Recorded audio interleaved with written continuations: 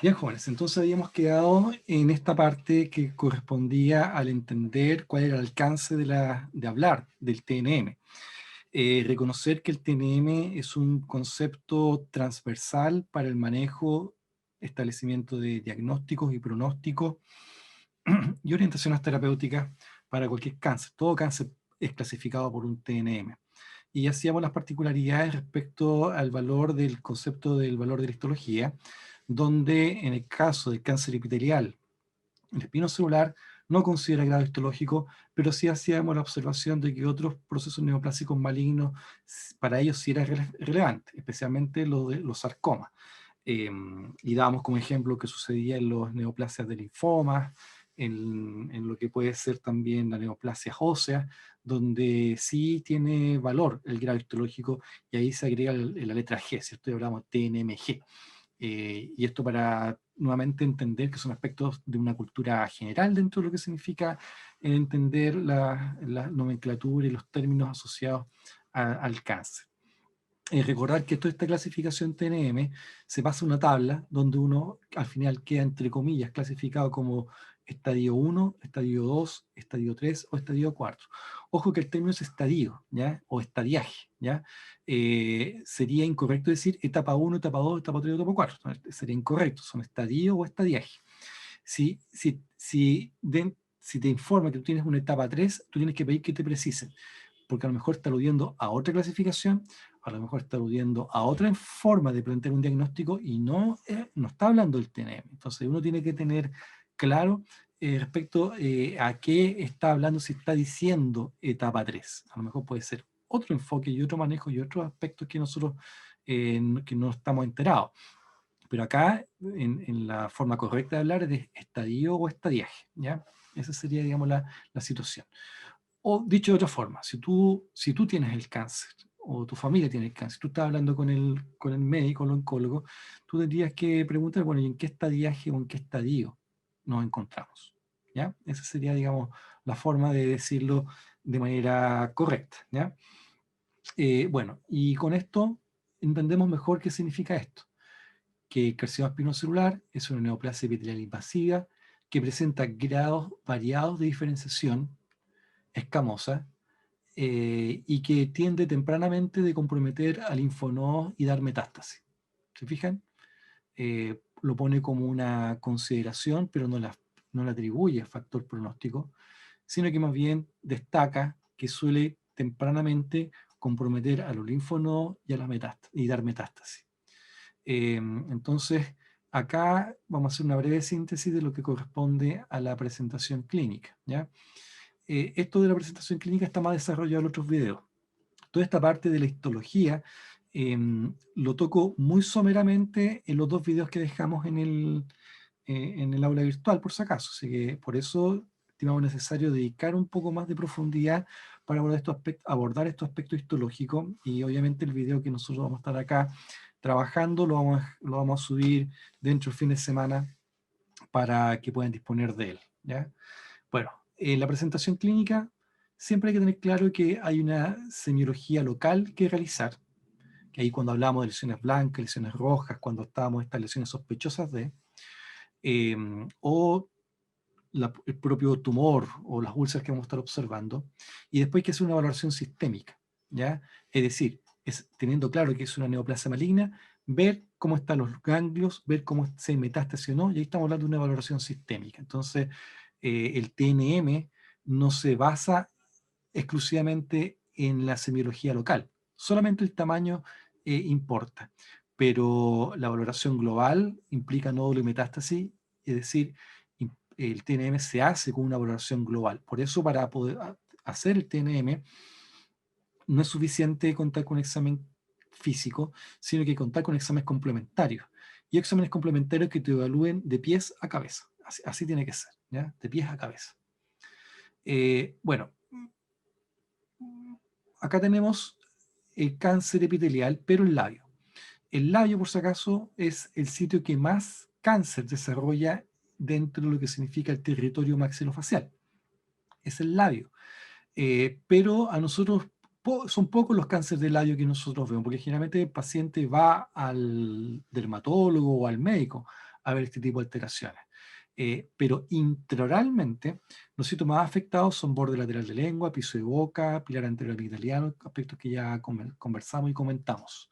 Entonces, a estas lesiones el paciente muchas veces las subestima porque en la clínica del cáncer se suele caracterizar porque el dolor no es un signo que aparece tempranamente, ¿ya? Entonces el dolor no está permanentemente presente y suele crecer esto como una lesión tumoral que es muy importante reconocer que esto se vuelve indurado a la palpación. Uno lo siente más que firme, lo siente duro al momento de tocarlo, y eso es, digamos, parte de la clínica que uno regularmente está observando en ello, ¿ya? Acá nuevamente vemos otra lesión en lengua. Todas estas fotos son de libros y de internet, donde muestra toda esta situación de superficie alterada. Ya no estamos hablando de una lesión plana como las veíamos en la placa blanca o la placa roja, donde ahí teníamos dudas en qué situación estábamos. Aquí estamos hablando ya de un cáncer ya instalado, donde vemos francamente tumores en desarrollo, tumores ulcerados en desarrollo, superficies irregulares, una masa que ya está creciendo. Y esta masa es detectable clínicamente porque tú lo vas a palpar, tú lo vas a tocar y lo vas a sentir duro a la palpación, ¿ya? Y aquí vemos otra fotografía que muestra un cáncer espinocelular desarrollándose a nivel del piso de la boca, con todo este aspecto feo, esta impresión clínica que te dice inmediatamente esto tiene muy mal aspecto, ¿ya? El término que uno ocupa es mal aspecto. Uno dice una lesión de muy mal aspecto para aludir a esto. Y vemos que es una lesión de superficie irregular, color heterogéneo, superficie, en este caso vemos una lesión ulcerada, que compromete varias zonas anatómicas, vientre de la lengua, piso de la boca, es muy probable que se extienda incluso hasta por la mucosa alveolar, y que a la palpación lo vamos a encontrar de firme a duro. El término que se ocupa acá es indurado. Indurado se refiere a tejido blando que se está presentando duro. Entonces, ese es el concepto, y la doctora David nos hizo esa observación la vez pasada.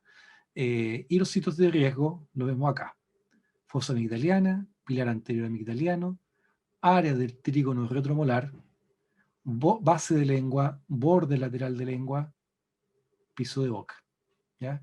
Lo particular de toda esta zona en amarillo es que es mucosa no queratinizada, ¿ah? Entonces, algo debe hacerlo más susceptible a los elementos carcinogénicos, y también algo debe proteger la queratina para que no se desarrolle o se desarrolle con menos frecuencia a nivel del paladar y del dorso de la lengua, ¿ya? Pero estos son los sitios de riesgo.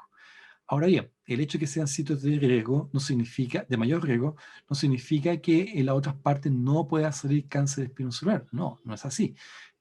Tenemos casos de hecho en uno de los videos mostramos casos que están presentes en la encía, en otros sitios anatómicos no de los más frecuentes de observar, y que también puede desarrollarse ahí. De hecho, la encía es un sitio que también la estadística siempre lo destaca, así que para que lo tengamos presente. Pero estos son los sitios de mayor riesgo. A mis pacientes grandes fumadores, eh, cuando yo le hago el examen bucal, examino a todos los pacientes examino con dedicación, pero los fumadores lo examino con más dedicación, justamente acá para ver cómo están estas zonas que son las de riesgo de desarrollo de cáncer espinocelular. Y acá tenemos un cáncer desarrollándose a nivel del reborde alveolar. Como ven, todas las lesiones que hemos visto son de mal aspecto, ¿cierto? ¿Cómo deberíamos describirlo esto semiológicamente? Lesión tumoral, de base de implantación amplia, contorno irregular, dura la palpación, superficie ulcerada, sangrante, cubierta con malla de fibrina y detritus, aspectos y otros elementos que ustedes puedan decir en función del color. Ojo que el concepto de la úlcera en el cáncer es producto de la excesiva multiplicación. Si nosotros, por ejemplo, a ver si me sale un lápiz acá. Si nosotros suponemos que esta es la superficie del epitelio, y esta sería la zona del epitelio normal, ¿ya? Ahora voy a dibujar la invasión epitelial, ¿ya? Ahí está el cáncer. ¿Se fijan o no? Invadiendo tejido epitelial. ¿Se entiende el concepto de cáncer? Ahí está, ¿cierto? En desarrollo. Entonces, este epitelio empieza a multiplicarse y este epitelio empieza a agrandarse para allá. ¿Ya? Y esto es producto solamente de la multiplicación. Se multiplica en todos los sentidos del espacio. Ese concepto también es característico de cáncer. Crece en todo el sentido del espacio. Pero para que crezca necesita de nutrientes, ¿ya? Y la nutrición, vamos a ver, vamos a cambiar el color acá, azul. La nutrición viene del tejido conectivo. Entonces, el tumor para que crezca necesita tejido conectivo. Pero como el tumor no es consciente de ello, solamente le interesa crecer, crecer y crecer. Recuerde que el azul corresponde al aporte nutricio que hace el tejido conectivo. El tumor, por otro lado, solamente crece y se multiplica. Recordemos nuevamente que son células descontroladas. Entonces, sigue creciendo, sigue creciendo, sigue creciendo, y en algún momento el polo que está más alejado del tejido conectivo empieza a quedarse sin alimento. Vamos a poner acá amarillo. Entonces, este polo se quedó sin nutrición, quedó muy lejos de todo el tejido conectivo. Y como quedó sin nutrición, ¿cuál es la consecuencia? ¿Qué le sucede a ese epitelio que quedó sin nutrición? Debido a la falta de irrigación Ah, puede causar necrosis. se empieza a Justamente. ulcerar. Lo que ocurre primero es que se muere, queda en necrosis y efectivamente, vamos a ver qué pasa. No me resultó. Vamos a volver al amarillo. Ahí está. Este foco se muere, entra en una necrosis por licuefacción, y esta necrosis, obviamente, el cuerpo no tiene cómo defenderse de ella, perdón, no tiene cómo eliminarla, porque recuerden que donde hay necrosis hay inflamación, y las células inflamatorias no pueden llegar allá porque está dentro de esta misma masa, y por ende vamos a tener como consecuencia que este foco necrótico empieza a extenderse, técnicamente se pudre, técnicamente queda ahí, eh, se empieza a contaminar, se empieza a sobreinfectar. Vamos a dibujar aquí bacterias de diferente naturaleza. Y entonces vemos que sirve de material de cultivo para que se desarrollen bacterias encima de ella. Y la consecuencia natural es que este tumor, que era, valga la redundancia, un tumor inicialmente, queda ulcerado, se ulcera. Entonces lo que nosotros estamos viendo en este dibujo, en esta fotografía, es una superficie ulcerada, producto de que esto creció tanto y tan rápido que no pudo entonces reprovisionarse de vasos sanguíneos, y por ende la necrosis ocurre en esta zona. Por eso, clínicamente, un tumor maligno, cuando está en esta condición de ulceración, es un tumor que tiene un olor putrefacto. Es tan maloliente, es tan penetrante ese mal olor, que en realidad uno se da cuenta a los 2-3 metros de distancia del mal olor que es. Entonces, y es producto de que este tejido se está pudriendo. Entonces empieza a ocurrir esta condición media paradójica. Por un lado sigue creciendo y por otro lado se está pudriendo, ¿ya? Y eso, digamos, lo que nosotros observamos en las masas neoplásicas de estas características. Nuevamente, exactamente lo mismo, el concepto es exactamente el mismo. Acá, ¿qué es lo que estamos viendo? Un tumor, y que, dicho de otra forma, refleja mucho mejor el concepto de cáncer. porque es una neoplasia que está creciendo de manera descontrolada. Pero dejémoslo un par de semanas más y va a empezar a desarrollar la úlcera necrótica, ¿ah? O la úlcera, o el tejido necrótico, y que después se va a pudrir y va a generar todo ese mal aspecto clínico. Entonces, ¿sería correcto definir el cáncer espinocelular como una úlcera indolora? ¿Sería correcto definir el cáncer espinocelular como una úlcera indolora? Según yo no. No, porque en realidad la úlcera sería una consecuencia del proceso proliferativo. ¿Se entiende? Entonces la úlcera es una circunstancia. La úlcera es una consecuencia de esta actividad de multiplicación descontrolada y que al final terminó desarrollando esta úlcera. Y esto lo planteo así, porque ustedes van a ver que muchos definen el cáncer de un punto de vista clínico como una úlcera indolora. Entonces, en realidad, eso no estaría bien. Eso sí podría ser sospechoso de cáncer, pero no es lo mismo que decir que el cáncer se presenta como una úlcera indolora. No, porque acá estamos viendo una lesión que no está ulcerada y es cáncer. Acá estamos viendo una úlcera que sí, pero depende del contexto clínico. Eso solamente para hacer la precisión entre lo que es la úlcera y el cáncer. Y acá, y nuevamente reconocer y destacar que este es un tumor ulcerado. Es decir, aquí estaríamos viendo semiológicamente la combinación de dos lesiones. Un tumor inicial, en realidad partió primero como una placa, después un nódulo, después un tumor y se ulceró.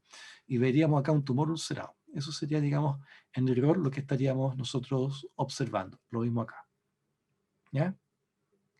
Bueno, esto ya nosotros ya lo comentamos la vez pasada, así que vamos a pasarlo más rápido, que se refiere a todos estos aspectos clínicos que tenemos que observar. Esto está más desarrollado en los videos que les pedí que revisen. Pero nuevamente, estos aspectos los comentamos la vez pasada también, así que pasémoslo un poquito más rápido. Lo mismo de acá, uno ve la úlcera, ¿cierto? Pero en realidad esta úlcera corresponde a un tumor que es de este tamaño. Uno lo nota al palparlo, al tocarlo, ¿ah? Entonces, nuevamente, reforzamos el concepto de tumor ulcerado, ¿ya? El tumor acá, fíjense cómo se ha extendido, ha desplazado la lengua. Fíjense para dónde va la línea media. Está todo desplazado. Pero bueno, la pérdida de peso, también lo observamos la semana pasada, es muy importante. Dábamos el ejemplo de este personaje público, histórico, ¿cierto? Steve Jobs, cómo está en condiciones de salud y cómo va quedando después en su condición de desarrollo del cáncer. Entonces, esto es un concepto también extrapolable. Esto no es exclusivo del cáncer de páncreas, ni cáncer de estómago, ni cáncer de colon. El cáncer te chupa toda la energía. Consume todo tu alimento, tus nutrientes, y la persona empieza a perder rápidamente peso. Y esta pérdida de peso es severa, estamos hablando de 5 o 10 kilos en un mes, y eso le llama, muchas veces la gente no lo asocia a un proceso de cáncer, pero es muy sugerente, ¿ya? Bueno, y acá entonces nuevamente vemos los conceptos que rápidamente tiende a comprometer ganglios y dar metástasis. No sé si hay alguna pregunta hasta acá. Yo, profe. Sí, fuerte, por favor. ¿Me escucha? Sí. Sí, con Eh, dificultad, se escucha Voy muy ya, silencioso. voy a intentar hablar más fuerte entonces. Ya, Ahí sí. ya, que cuando dice que es indurada la palpación, ¿qué tan duro es cuando hay una lesión sugerente de cáncer? Es bastante duro en realidad. El término de indurado es para aludir a un cambio de la consistencia del tejido blando, ¿ya? El tejido blando, y que empieza a adquirir propiedades físicas de duro, ¿ya? Entonces, eso uno ocupa el término de indurado. Pero el duro de la palpación es duro, o sea, así de duro. ¿M? Entonces, para que lo dimensiones, en realidad uno siente que está tocando una piedra, ¿no? Es impresionante. Cuando lo haces y te toca enfrentarlo, no te cabe duda de que estás tocando algo duro, ¿no? Distinto a la consistencia normal. Tóquense su labio, tóquense su lengua y dense cuenta que es blandito, ¿no? Eso está bien, eso es saludable. Si parece una dureza, ahí nosotros tenemos que ser atentos y completar con el proceso del método diagnóstico que ya hemos conversado durante todo el año. Bueno, eh, bueno, seguimos avanzando. Entonces, los linfonodos, siempre es importante considerar que nosotros contamos con una amplia red de pequeños ganglios distribuidos en toda la cara y el cuello también, y que por ende, de hecho este esquema es medio, se quedó corto, tenemos más ganglios todavía distribuidos, y lo importante es ver que estas cosas, estos elementos linfáticos, obedecen a una red que están todos comunicados, con aspectos que ya conversamos nosotros en el curso de primer año, ¿cierto? Y que nuevamente cobra valor el concepto de las vías aferentes, vías eferentes, cómo vigila las diferentes zonas, y, y en la vigilancia también están las pesquisas de estas células neoplásicas malignas, ¿ya? O sea, en realidad no hay diferencia. Entonces, las células epiteliales neoplásicas son absorbidas por el sistema linfático y en su momento van a activarse y van a quedar ahí en su desarrollo. Y ahí va a tener instalación. ¿Qué creen ustedes que pasa cuando una célula neoplásica, supongamos que esta célula neoplásica, es absorbida vía linfática y llega al ganglio linfático? ¿Qué creen ustedes que le pasa a ese ganglio linfático o qué pasa con esas células? ¿Qué creen ustedes que pasaría? Hace lo único que sabe hacer. Se multiplica, se multiplica, se multiplica, se multiplica, y el ganglio empieza a agrandarse, empieza a agrandarse, y fíjense el cambio de dimensión respecto a los ganglios vecinos. Entonces los ganglios pueden adquirir un tamaño impresionante. 8 centímetros, 10 centímetros, y después, y este ganglio, con todas estas células multiplicadas, es muy probable que la célula también rompa la pared fibrosa del ganglio, y entonces una estructura nodular que se desplazaba sobre planos profundos, en esta condición queda arraigada al tejido subyacente. Entonces el ganglio acá fue completamente invadido, fue destruido por el proceso neoplásico y se ancla como cangrejo al tejido subyacente. ¿Mm? Y aquí estamos describiendo las características que podemos observar de un ganglio linfático comprometido por una metástasis linfonodal. Este ganglio se agranda, se vuelve duro como piedra, indurado también, duro como piedra. En estados iniciales lo va a poder desplazar sobre planos profundos, pero cuando está más avanzado ya no puede desplazarlo sobre planos profundos. Esto por lo general es asintomático, al paciente no le duele cuando hace ciertos movimientos, porque es como tener una piedra y ante ciertos movimientos siente que se le entierra, y se va a quejar más de eso, pero no es porque tenga un dolor espontáneo. Y esto, digamos, lo que pasa con un ganglio linfático comprometido. Y esto que estamos viendo acá puede suceder en el siguiente ganglio y en el siguiente ganglio. Por eso cuando se hace, por ejemplo, si supongamos que la lesión está acá en lengua, supongamos que esa es la lengua. La lesión se está desarrollando en esta zona y hay un compromiso linfonodal. El tratamiento es remover la parcialidad de la lengua o la totalidad de la lengua, remover cadena ganglionar hasta la clavícula. ¿Ya? Esa es la clavícula. Entonces se remueve todo esto. ¿Ya? Y son cirugías complejas que lo hacen los cirujanos de cabeza y cuello, que generalmente son cirujanos otorrinos con especialidades quirúrgicas, y son ellos los que son parte del equipo oncológico. No es el patólogo, no es el cirujano maxilofacial, sino que es el equipo oncológico que generalmente está compuesto por radiólogos, perdón, radioterapeutas, quimioterapeutas y cirujanos oncológicos. En el caso del territorio bucomaxilofacial, serían cirujanos de cabeza y cuello. ¿Bien? Entonces aquí tenemos un ganglio comprometido, muy grande, muy extenso, duro a la palpación. Otro ganglio comprometido. ¿Mm? Y esto, como les digo, generalmente no duele. El paciente le molesta ante ciertos movimientos, pero es un ganglio asintomático.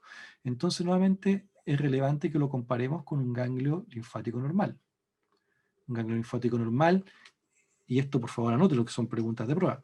Un ganglio linfático normal es pequeño, que mide 3 a 5 milímetros, difícil de palpar, y cuando lo palpas, cuando logras tomarlo, es blando, asintomático y jabonoso.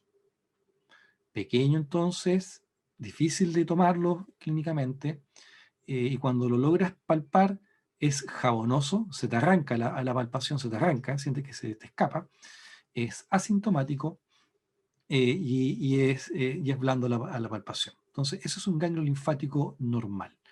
Un ganglio linfático en estado neoplásico va a estar agrandado, asintomático, duro la palpación. Y dependiendo del momento en que ocurre este nivel de compromiso, se va a poder desplazar en el plano profundo y en estados avanzados deja de desplazarse sobre planos profundos. Entonces tenemos la semiología básica de lo que es un ganglio linfático sano o normal y un ganglio con compromiso neoplásico. Un tercer estado de ganglio linfático que siempre es importante que lo reconozcamos es un ganglio linfático que está pasando por un cuadro inflamatorio. Y cuando el ganglio está pasando o cursando por una situación inflamatoria, entiéndase un cuadro viral, una infección bacteriana, una linfadenopatía asociada a un proceso dentoalveolar, consecutivo a muerte pulpar, a un absceso submucoso, un absceso perióstico. Bueno, espero que hayan entendido todo eso, ¿cierto? Sé que lo entienden. Ahora podemos hablar así. Entonces el ganglio linfático, cuando pasa por este estado inflamatorio, va a estar agrandado, pero con toda la clínica propia de un cuadro inflamatorio. Es decir, sensible a la palpación, más caliente a la palpación, a veces la superficie puede estar enrojecida, la parte de la piel, y, y eso. Entonces, la clínica de un ganglio linfático tiene todos los aspectos propios de un cuadro inflamatorio. ¿Por qué? Porque es una clínica inflamatoria. Para orientarnos siempre, ese ganglio inflamatorio debe estar vinculado a la condición que provocó esa situación. Y el tiempo de evolución de un ganglio en condición de inflamación va a ser de 2-3 días. En cambio, la evolución de un ganglio neoplásico va a ser de semanas, 2-3 semanas y más incluso, ¿ya? Así que eso para que lo tengamos presente. Pregunta. Si yo tengo un adenoma pleomorfo en el paladar, ¿qué características van a tener los ganglios linfáticos de la zona? ¿Cómo lo describirían semiológicamente?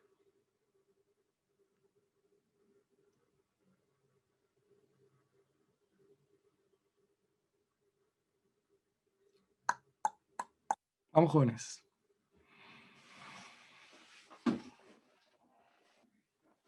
Perdón, profe, no entendí la pregunta. ¿Podría repetirla, por favor?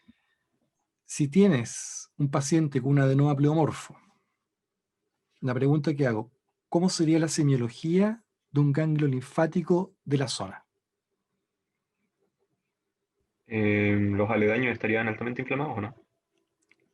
Entonces, ¿el adenoma pleomorfo es una condición inflamatoria? Em, a ver, ¿podría ser o no? No, el adenoma pleomorfo es un tumor. ¿Mm? Entonces, si estamos en presencia de un tumor, lo importante es reconocer qué tipo de tumor es. El adenoma pleomorfo, ¿qué tipo de tumor es? ¿Qué tipo de Un neoplasia es? tumor benigno, ¿no? Es un tumor benigno. Si es un tumor benigno, ¿qué característica tendría la semiología de los linfonodos ante un tumor benigno? Yo creo que estarían normales, ¿No? porque no hay una condición inflamatoria. Correcto, estarían normales. O sea, no es correcto definirlo porque porque no es una condición inflamatoria. No sería correcto eso. Eh, la respuesta correcta sería un linfonodo debería presentar una semiología normal porque la patología tumoral benigna no genera compromiso linfonodal. Así de sencillo. porque podría, por decir no, podemos llenarnos de no, pues, no es infección, no es bacteriana, no es viral, no es nada, no es inflamatoria, no es traumática, entonces, ¿para qué vamos a decir no? Lo importante es comprender que la patología tumoral benigna no genera compromiso linfonodal. Entonces, la semiología de esos linfonodos va a tener las características de un linfonodo normal. Pequeño, blando, difícil de palpar, jabonoso, y todo lo que sabemos de un ganglio linfático normal. Y si yo te digo que tú tienes un cáncer de mama y que te encontraste un linfonodo a nivel axilar, ¿qué características tendría ese linfonodo? Aumentado de tamaño. ¿Ya? ¿Y qué más? Pues no, dígame más, pues son más características. Duro y sintomático. Es asintomático. Sería duro, asintomático, agrandados, más de 3-4 centímetros de diámetro. Entonces, eso sería característico, porque como ven, los conceptos son absolutamente extrapolables. Ahora bien, en estos aspectos semiológicos, siempre tienen que tener presente de que el ejercicio de semiología es reunir un conjunto de ideas. No es la idea, no es el concepto y nada más, es un conjunto de conceptos. Yo cuando te digo un ganglio normal, pienso en tamaño, consistencia, superficie, temperatura, desplazamiento. Si yo pienso en un ganglio, condiciones de compromiso neoplásico, pienso en tamaño, consistencia, desplazamiento, pienso en todo, ¿te fijas, no? Es lo que tiene que pasar. No podemos solamente apostar a un criterio. Apostar a un criterio es incompleto, es insuficiente, no es correcto. Pues tenemos que interpretar el conjunto de signos, el conjunto de síntomas, para que sea coherente con la conclusión que nosotros vamos a emitir, ¿ya? Así que eso tenemos que tomarlo como hábito, ¿ya? Sigamos. Profe, Sí. entonces cuando lo afecta por una neoplasia maligna, ¿no se va a poder mover al tacto el ganglio? ¿O sí en cierto grado? Cuando está más avanzado. Es que todo depende del momento. Acuérdate que lo que decíamos del esquema, que en estados iniciales llega a la célula y lo que hace es crecer, pero no ha conservado la integridad de la cápsula del linfonodo. Si no ha pasado a llevar la integridad de la cápsula, ese ganglio se va a mover. Va a estar duro, agrandado, pero se va a mover. Pero si en un momento esa masa neoplásica rompe la cápsula del tejido fibroso, entonces el momento que la rompe, eso se va a instalar al tejido adyacente y por eso ahí va a ser difícil de palpar. ¿Se entiende? Entonces, un ganglio que no se desplaza sobre el plano profundo significa que está más agarrado, más comprometido y que ese ganglio ya fue vulnerado en su estructura más periférica.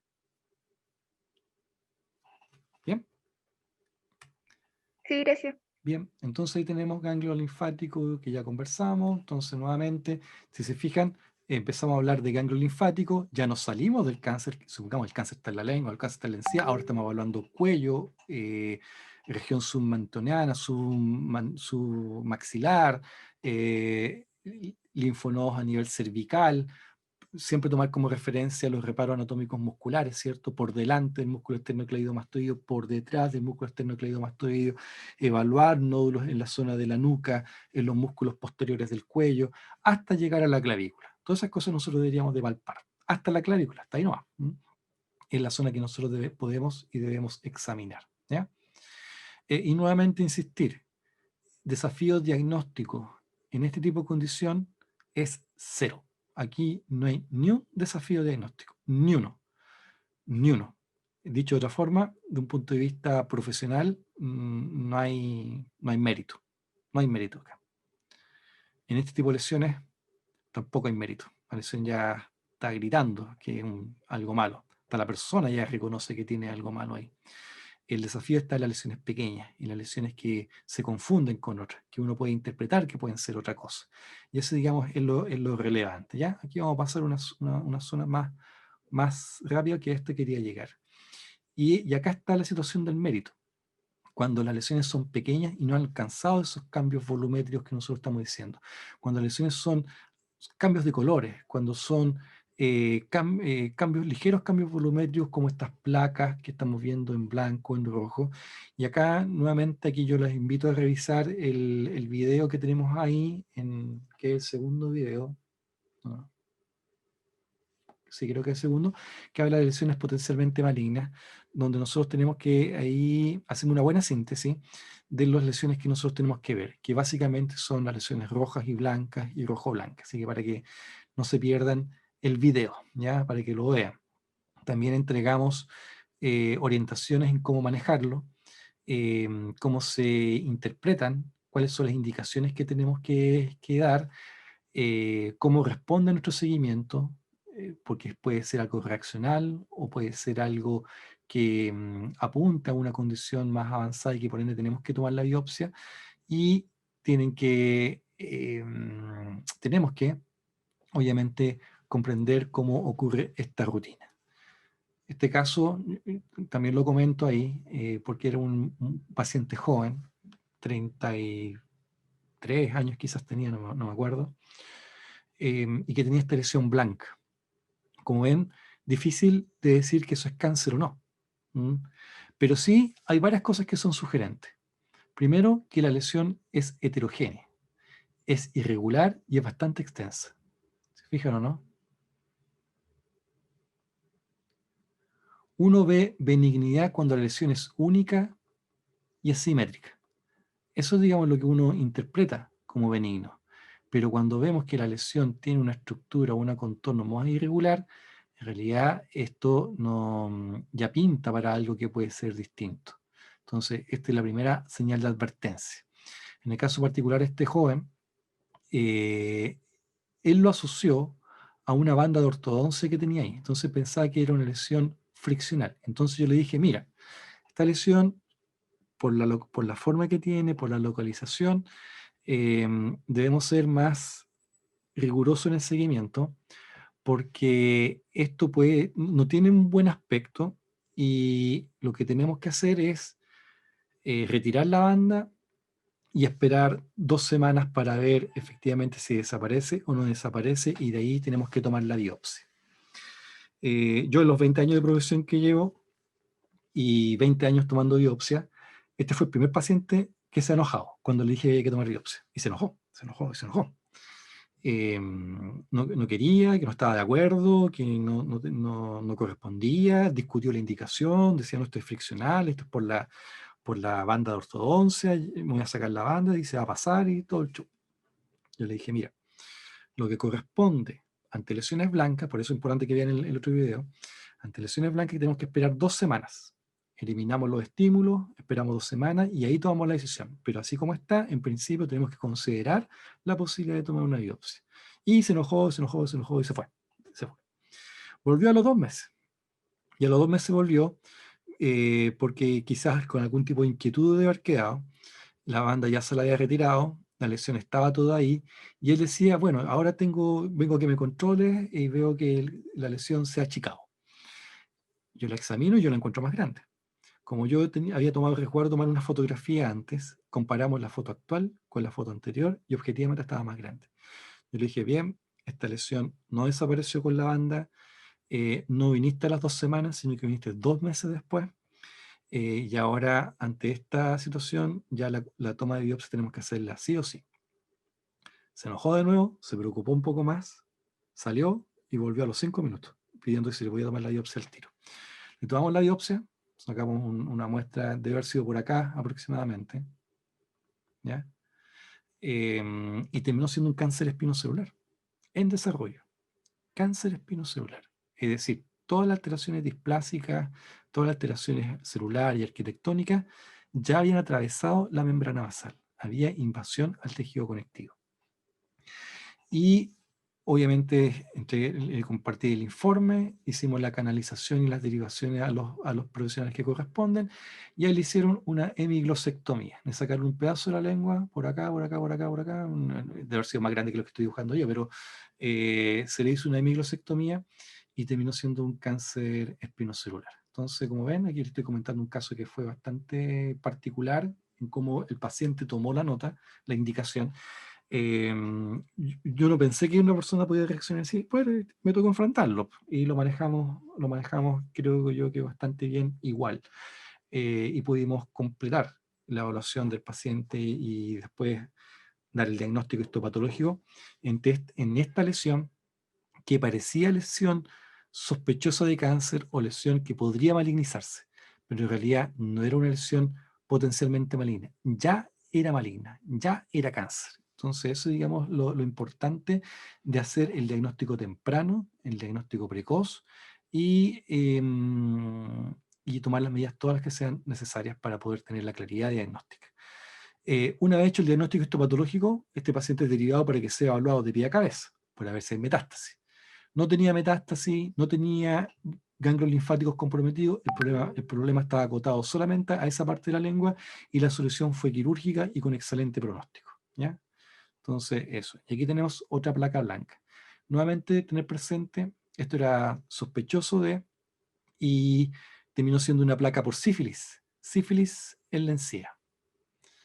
Y este otro paciente, también joven, se fija en la lesión, aquí hay una úlcera, pero recuerden que la lesión no es úlcera, la lesión es un tumor. Y aquí teníamos la lesión blanca en desarrollo, fíjense, contorno irregular, y fíjense hacia adelante, cómo se extiende, y llegaba hasta acá, a esta zona de la lengua.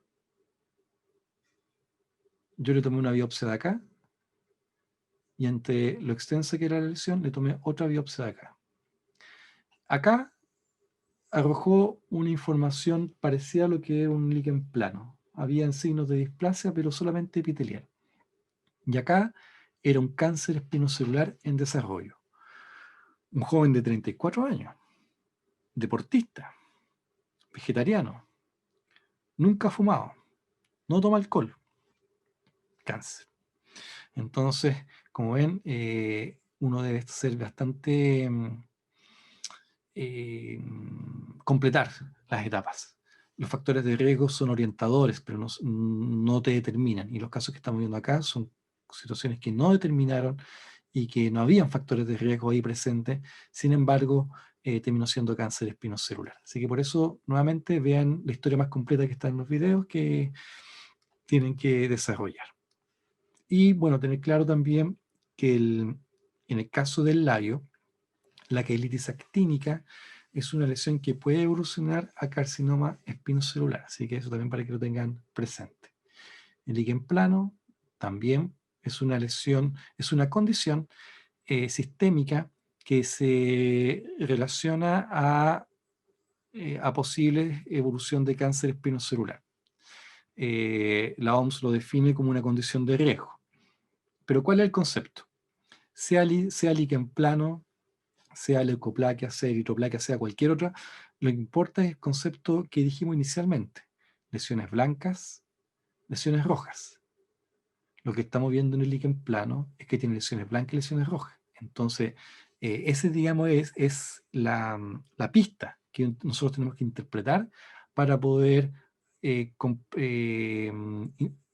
seguir con nuestra interpretación semiológica y dar las orientaciones al paciente. Leucoplaquia verrucosa proliferativa, otra condición, una enfermedad que cada vez se describe más. ¿Y qué estamos viendo? Puedo que yo no sepa el nombre de esto, pero ¿qué estoy viendo clínicamente? Una lesión blanca con lesiones más rosadas, más atróficas. Eso ya es suficiente para poder pensar. Lo otro también es que es una condición localizada, ¿se fijan? Localizada. Entonces la toma de biopsia. Importante que también en el video explico cómo hacerlo, doy unos ejemplos también, así que pueden revisar. Entonces, el término que se ocupa es de desórdenes potencialmente malignos, por si acaso. Es el término que se ocupa. Sin embargo, y ante esta misma historia que estoy diciendo, creo que el término potencialmente maligno, que es como ustedes lo van a escuchar, de hecho se ocupa la sigla DPM, y se habla indistintamente de desórdenes potencialmente malignos, creo que es un término insuficiente. Yo no estoy de acuerdo con el término desórdenes potencialmente malignos, porque cuando te dicen desórdenes potencialmente malignos, significa que esta lesión puede transformarse en cáncer, ¿ya? O puede ser cáncer. Yo creo que es más ajustado decir desórdenes sospechosos de cáncer espinocelular. Yo creo que eso es más, nos da más herramientas. Porque cuando yo veo una lesión blanca, yo puedo pensar que es un cáncer y me obliga a mí a tomar biopsia. Pero obviamente hay que hacer diagnósticos diferenciales para poder aplicar de manera correcta la condición de que es sospechosa o no. Para eso tienen que ver el video. Porque, nuevamente, nosotros tenemos múltiples lesiones blancas, pero la mayoría de las lesiones blancas son irritativas. La mayoría de las lesiones son por fricción. De hecho, la semana pasada, el lunes pasado, un compañero de ustedes me mandó una foto de una lesión blanca que se dio en la mejilla. Pero esa lesión blanca, la cara interna de la mejilla, pero esa lesión blanca está en zonas de irritación dentaria, por fricción dentaria. Entonces uno tiene que interpretar en su contexto también eso. No es porque sea blanca, es porque es blanca, es porque no hay condición irritante que la explique. Entonces esa lesión es sospechosa de carcinoma espinocelular o potencialmente maligna, ¿ya? Entonces hay que eliminar todos los factores irritantes primero. Pero nuevamente todo eso queda más explicado en el video para que lo vean, porque solamente le estoy haciendo propaganda en este momento al video para que lo revisen, ¿ya? Y con ello entonces estamos acá avanzando. Aquí está la historia, fíjense. Esta lesión estaba acá en la encía. Ahí tomamos la biopsia, como era encía de herida. Rápidamente llegamos al hueso. Lo que están viendo ahí es la superficie del hueso, ¿ya? Hay que sacarlo, ¿no? O sea, se saca la mucosa. Uno interpreta también cómo se encuentra el hueso. El hueso se encontraba sano, el tejido no estaba pegado al hueso, que eso es un indicador, y por ende veíamos ahí que estaba sano. Esto, cuando uno pasa una sutura, por si acaso uno no logra juntar los bordes de la lesión, por si acaso. Entonces la sutura va a quedar bastante abierta. Si esta fuera la sutura negra, va a quedar así. Allá, otro punto por allá, y otro punto por acá, y va a quedar un verdadero chaleco en esa zona. Y no va a poder confrontar los bordes, no importa. Los puntos se pasan para parar el sangramiento, y toda esta zona que está cruenta, que está abierta, a la semana ya va a estar bastante bien recuperada. La boca es tremendamente, nos ayuda mucho a que esto vaya recuperándose y vaya cicatrizando de buena forma, ¿ya? Así que para que no sea restricción. El deber es entender de qué se trata. El deber es reconocer de qué se trata esto patológicamente, y para ello tengo que tomar biopsia. De ahí el tejido cicatriza. Bueno, y los factores etiológicos, cigarrillos, tabaco, la radiación solar, y acá todas estas infecciones entre signo de pregunta. ¿Ah? No está, son más bien apreciaciones más bien históricas, no bien documentadas. La irritación crónica, varios lo discuten, dicen que no.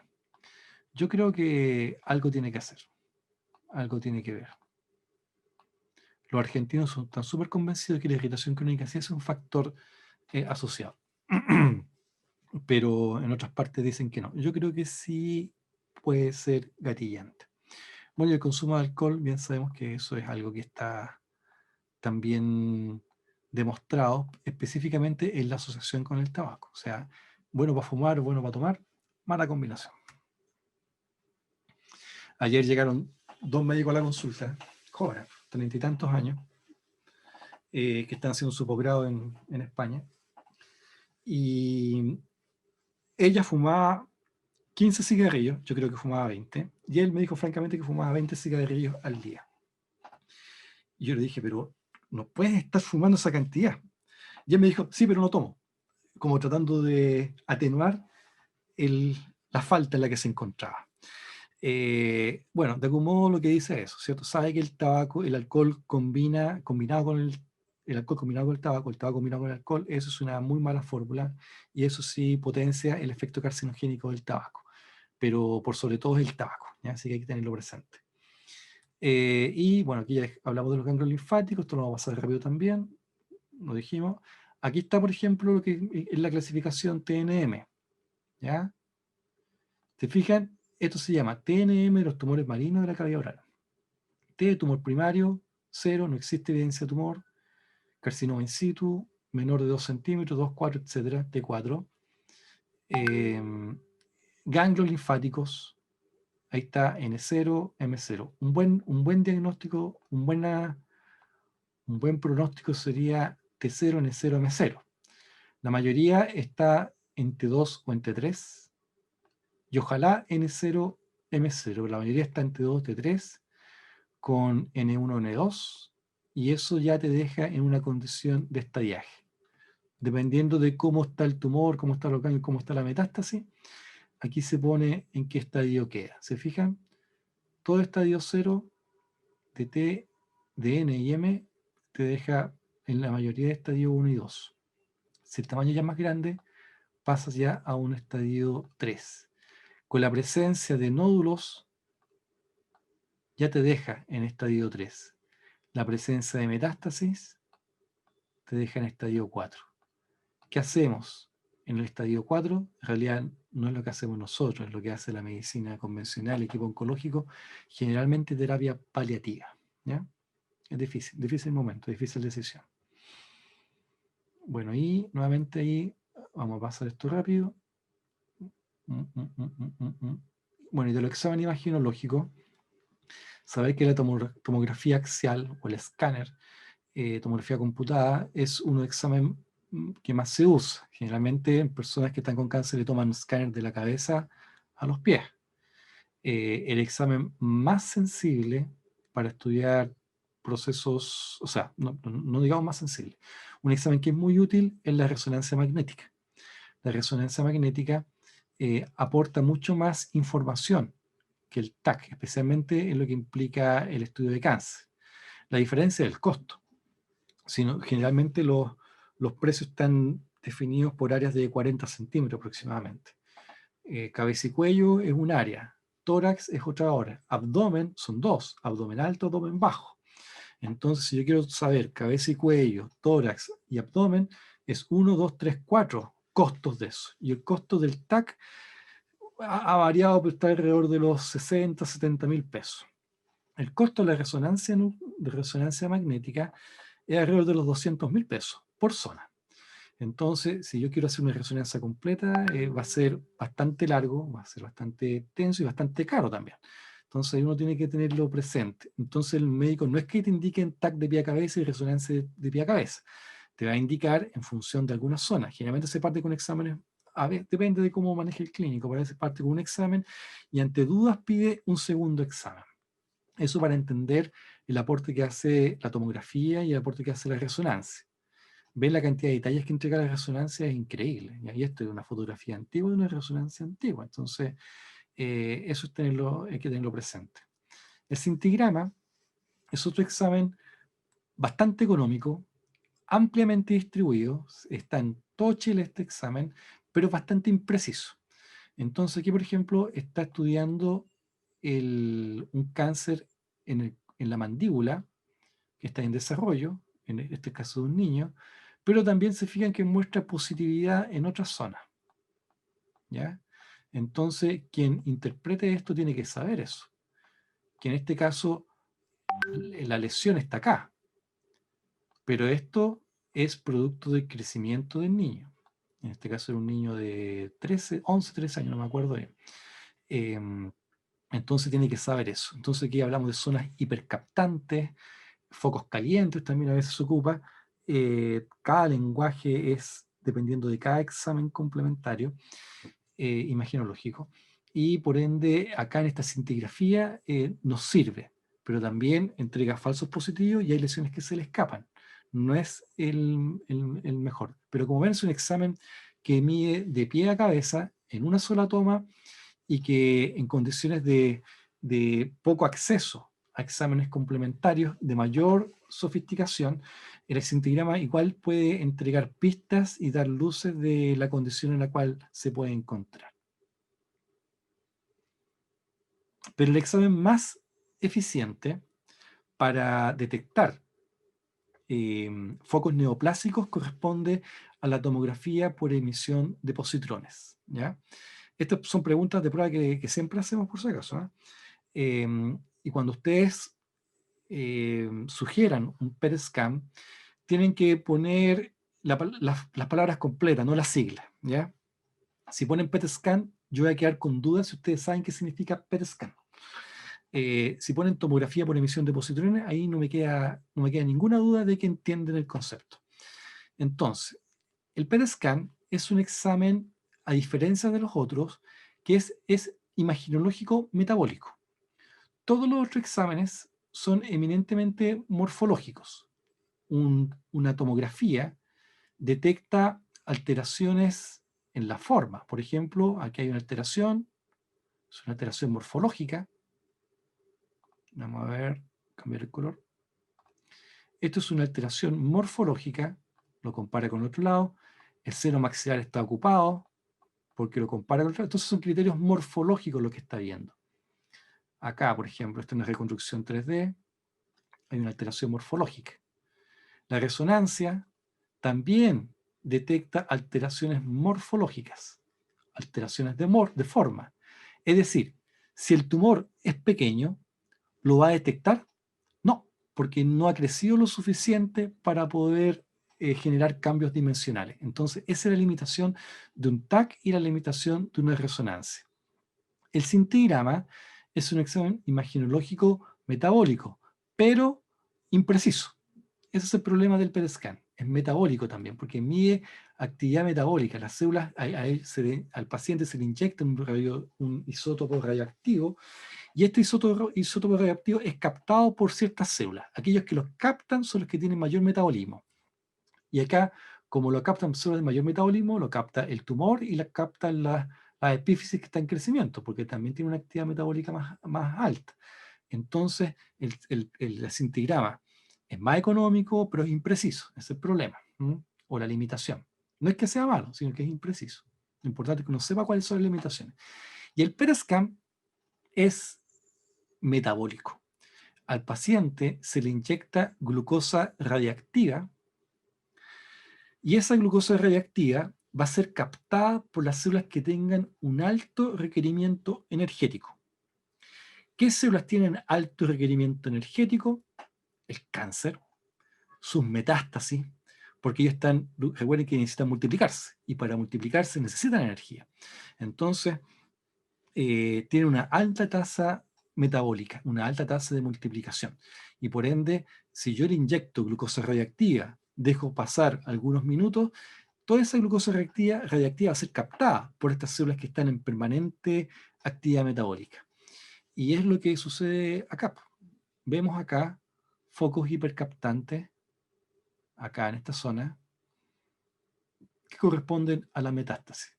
Con software se le puede aplicar color y detecta esas alteraciones que son muy pequeñas. La sensibilidad que se dice que tiene el PET scan dice que puede discriminar hasta actividad metabólica de 3 milímetros. 3 milímetros, imagínense. Hagan con sus dedos 3 milímetros. Imagínense un tumor o una neoplasia que sea detectada de ese tamaño. Puede ser un diagnóstico muy precoz, muy temprano. ¿Qué les llama la atención? Si esto es un foco neoplásico, y que el foco neoplásico acá se ve amarillo y acá se ve negro, ¿qué le llama la atención del resto del cuerpo?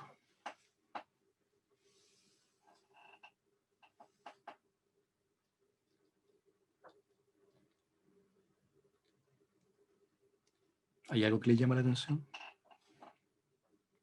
Si estamos definiendo que la zona hipercaptante se ve negro y estamos sospechando de que eso es cáncer,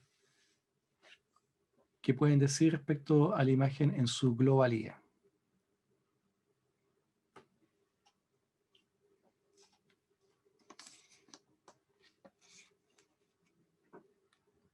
Bueno, sigamos avanzando. Acá tenemos nosotros cómo se observa un paciente sometido a un PET scan por un cáncer de mama. Cáncer de mama, ahí está la masa neoplásica, y fíjense todos estos focos que han captado la glucosa radiactiva. ¿Qué sensación les deja ver este examen así, este PET scan, con lo que ya sabemos de lo que interpreta el PET scan? ¿Podría haber metástasis? No, no es que podría dar metástasis.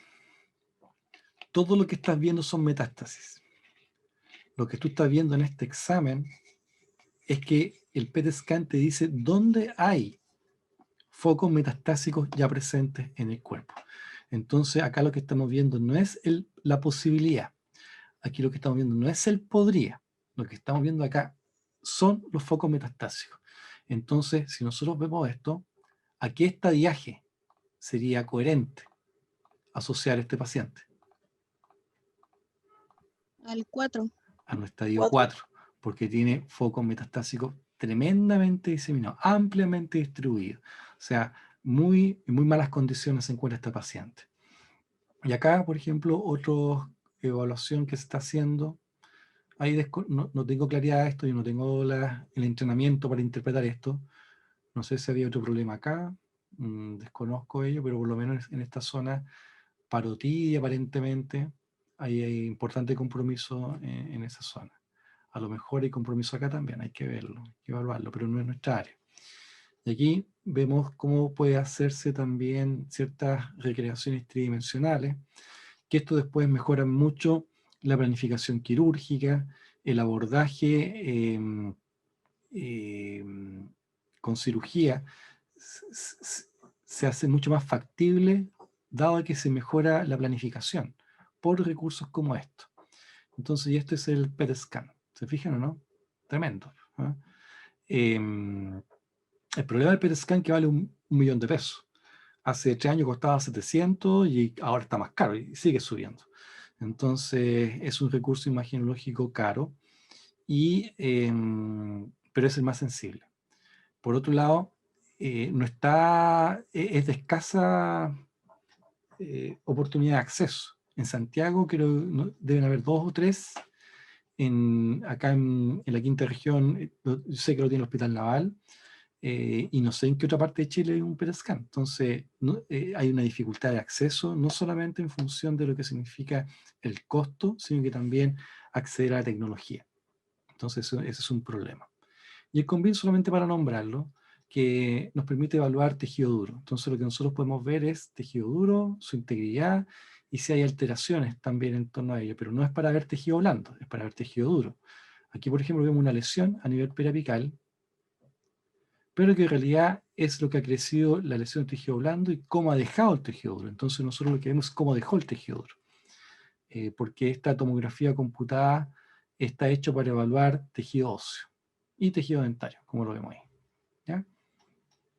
Entonces, eso en términos generales. Bueno, y tener presente también de que las radiografías también pueden sernos útiles para la radiografía periapical, tan simple, tan modesta, tan económica, también nos permite evaluar patrones de reabsorción. ¿Ya?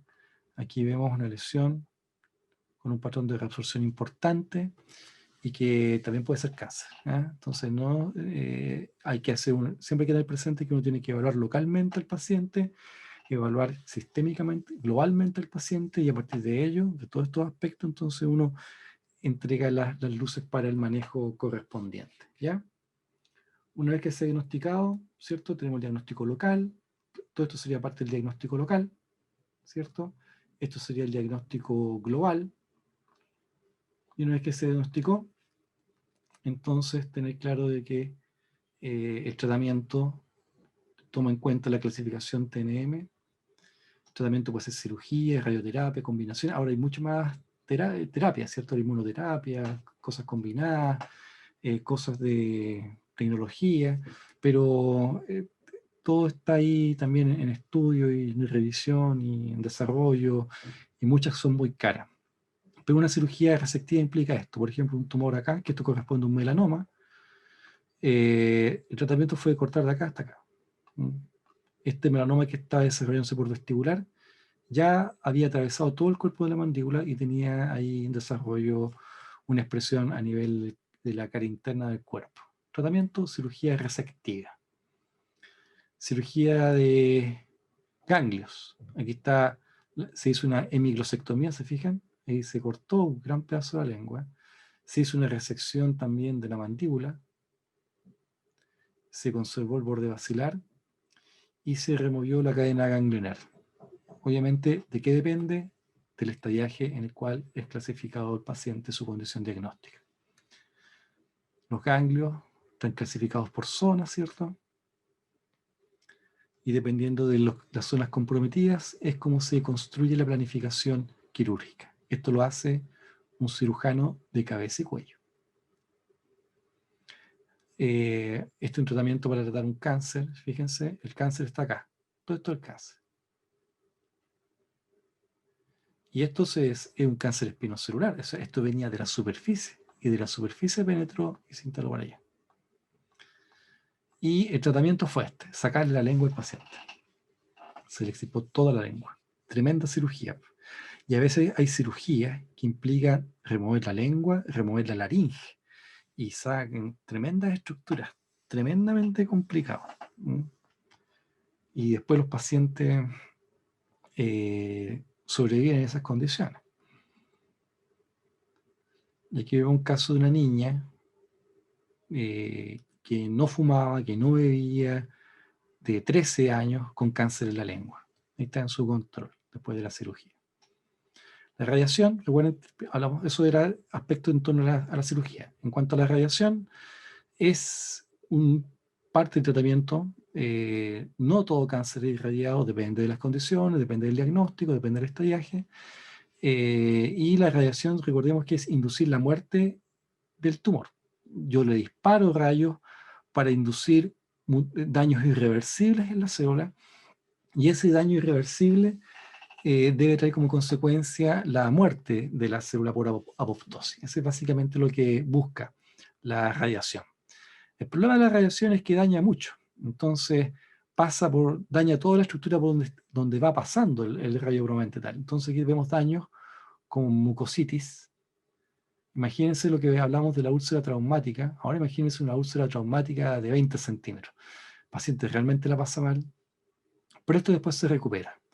Pero todo este momento es muy doloroso para el paciente. Entonces la sufrió con el cáncer, la sufrió con la cirugía y después la está sufriendo con el efecto secundario a la radiación. Entonces realmente es muy, muy complicado.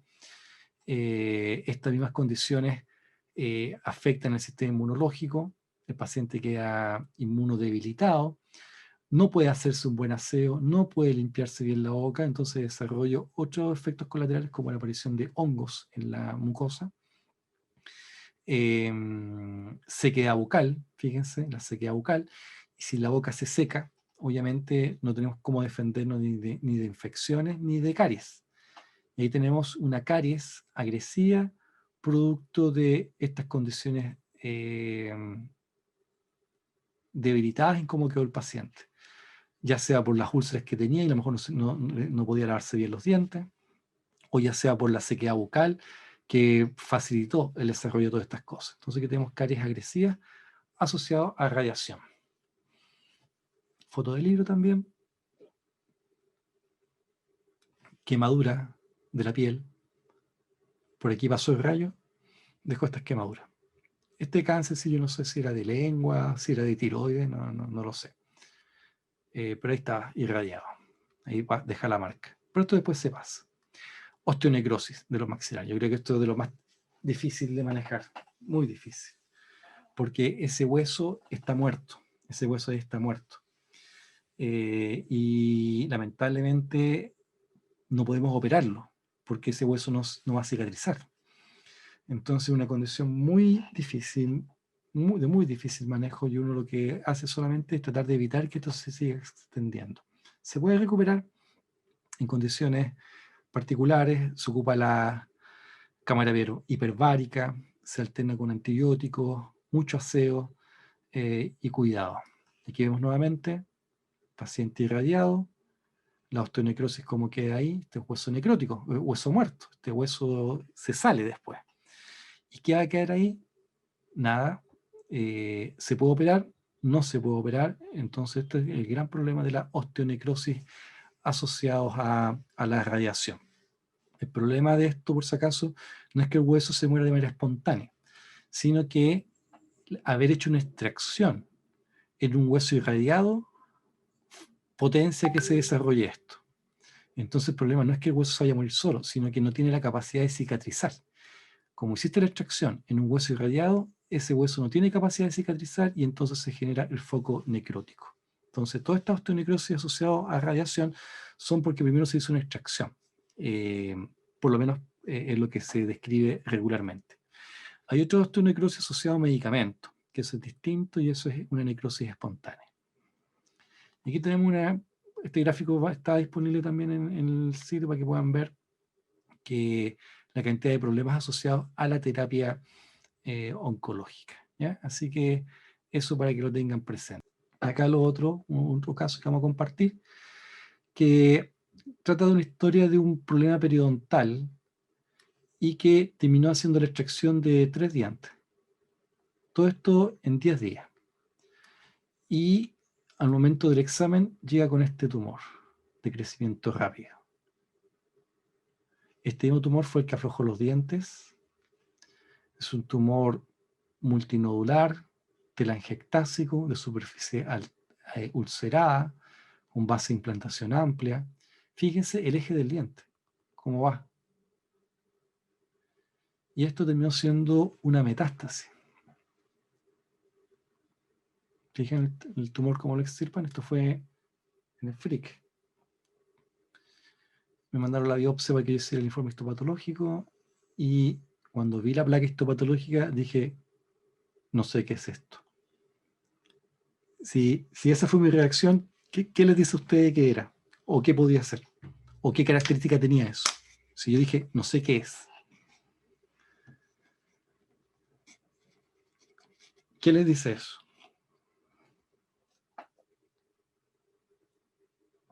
Que estaba altamente indiferenciado. Estaba tan indiferenciado que era imposible reconocer a qué estructura normal podría estar asociado. Lo único que vimos es que había ciertas áreas ductales y ciertas áreas epiteliales. Fíjense, esto nos recuerda a una estructura epitelial, pero fíjense el pleomorfismo. Miren la forma de los núcleos. La forma del núcleo, distinta por centímetro cuadrado, 20.000 formas. Pero esto parecía una estructura epitelial, ¿se fijan? Y esto parecía un lumen. Entonces, lo único que puedo decir yo era un adenocarcinoma indiferenciado. ¿Pero por qué les muestro esto? Porque los conceptos de neoplasia son transversales. Vuelvo a decir acá que por lo menos era un cáncer espinocelular. Pude reconocer que era un adenocarcinoma, un tumor de células de glándulas, pero no sé de qué glándulas. Fíjese la mitosis atípica, pleomorfismo nuclear, hipercromasia, una cosa aberrante en todas sus formas. No parece riñón, no parece tiroides, no parece mama, no parece colon, no parece glándula salivar, no parece nada. Entonces, esto lo diagnosticamos definitivamente como un adenocarcinoma indiferenciado y que correspondía a una metástasis. Entonces, este paciente fue una metástasis en boca, que fue como terminó siendo diagnosticado. Adenocarcinoma de alto grado, metástasis bucal, se hizo todo el examen global de la misma forma, se evaluó de pie a cabeza, se evaluó con detalle toda la estructura abdominal, el tejido blando abdominal, tratando de encontrar algún foco, no se encontró nada, y lo único que se detectó fue otra metástasis a nivel del mango del esternón. Es decir, estamos leyendo solo las metástasis y no sabemos dónde está el foco original, el foco primario. Y bueno, y la paciente después no volvió más a los controles médicos, lo más probable es que haya fallecido en el intertanto, y es algo que pudo haber ocurrido en esta paciente, ¿ya? Un niño de 11 años, nuevamente, a ver cuánto tenía, 11, bueno, 11 años, con un tumor en la mandíbula, allá. Mal definido, ¿cierto? Involucra la corona, perforó cortical externa y cortical interna de la rama de la mandíbula, y terminó siendo esto una lesión de células blancas, ¿ya? En este caso, un histiocytoma. Y se hizo el estudio pensando que era un linfoma, pero al final terminó siendo un histiocytoma. Eso es lo que vemos nosotros en la histopatología. Este niño también era del Frique. Vemos las células blancas, vemos los signos clínicos que a nosotros nos sirven interpretar para poder hacer el diagnóstico correcto. Y también siendo una histocitosis, no histocitoma, histocitosis de células de Langerhans, ¿ya? Eso fue lo que viendo. Pero, ¿qué es la histocitosis de células de Langerhans? Es una neoplasia maligna de macrófagos.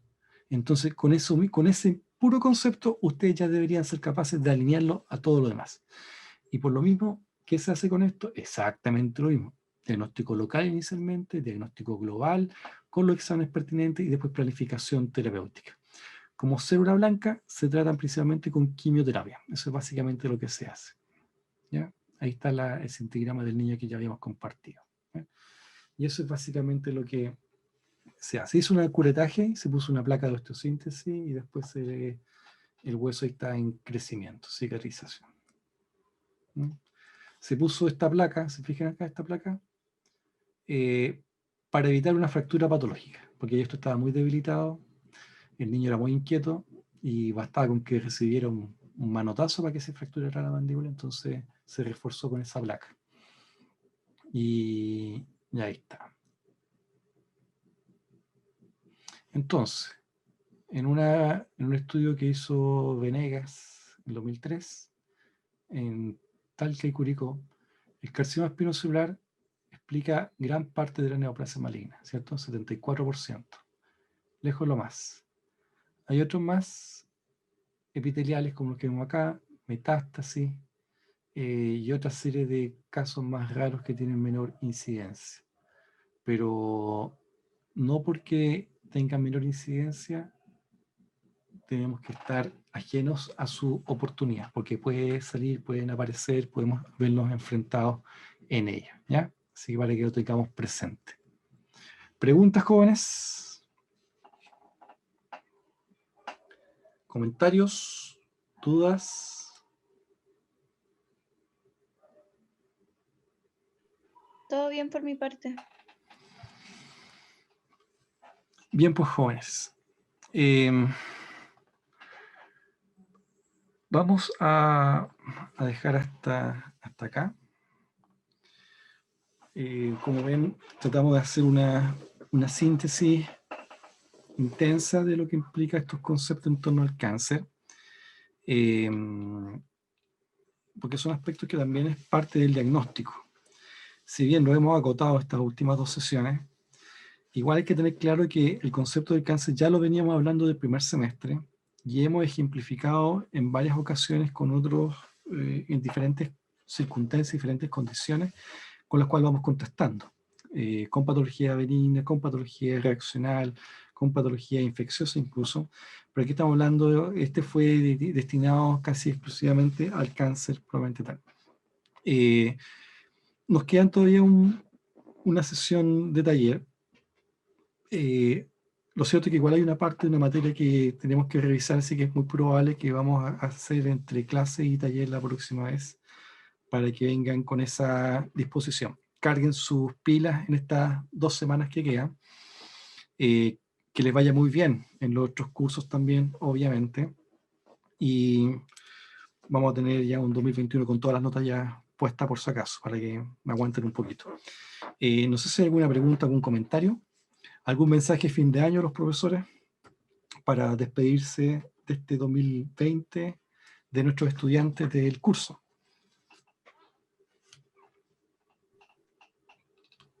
No lo sé, profesor, pero realmente entretenidas las clases. Muy interesante. Bien, pues qué bueno. Fascinante. Ojalá hubieran sido en vivo, pero al menos lo que se pudo, muy entretenido. Muy Bueno, interesante. bien, muchas gracias por tus palabras, Miguel. Esperamos que ustedes también, es importante que reconozcan que esto es el trabajo de la docencia es una relación que nace y se mantiene. Ya más adelante voy a estar ocasionalmente con ustedes y el grupo docente con el que estamos acá, pero el vínculo docente y ustedes que son nuestros hermanos pequeños, ¿cierto? Va a seguir de aquí hasta mucho tiempo, así que por favor, para que ante cualquier duda, cualquier comentario, cualquier consulta, no duden en contactarse con nosotros, ¿ya? Así que eso para que lo tengan presente. Y de repente vamos a estar haciendo cursos de actualización y de nivelación, así que para que también ojalá puedan participar cuando estemos haciendo esas convocatorias, ¿ya? Así que me interesa hacer esos cursos gratis para los estudiantes de pregrado, para que ojalá lo puedan tomar y participar también. Bien, pues, Profesor, ¿estos cursos los mandaría por email o cómo los publicaría? tengo que diseñarlo también, o sea, todavía falta. A lo mejor haremos algún tipo de streaming o haremos algún tipo de cápsulas de concepto. Tengo que diseñar, voy a pensarlo estas 2 semanas a ver cómo lo haremos, pero mientras tanto está el compromiso de desarrollarlo. Así que eso. Bien, jóvenes, entonces nos despedimos y nos vemos hasta el 2021. Que les vaya muy bien, cuídense harto y dejamos hasta acá entonces. No sé si alguien quiere comentar algo más. Valentina.